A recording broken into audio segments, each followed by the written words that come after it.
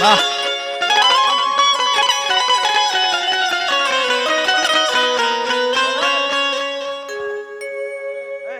नीलम जी पीछे हटिए, अभी मूड मत खराब कीजिए, पीछे हटिए।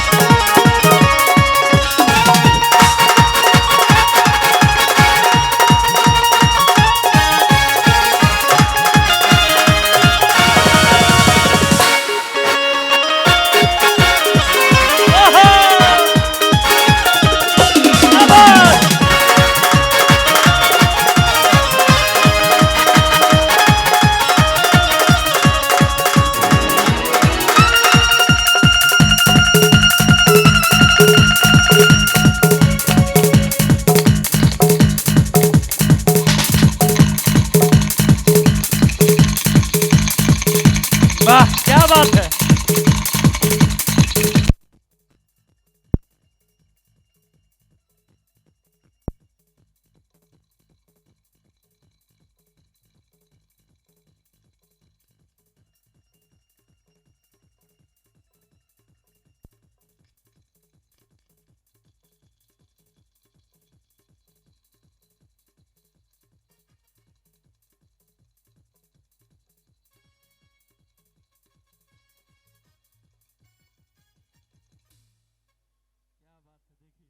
पैसे से ट्रेन का आवाज निकाल रहे हैं, क्या बात। वाह वाह वाह, एक बार अच्छा लगा तो जोरदार ताली बजा दीजिए।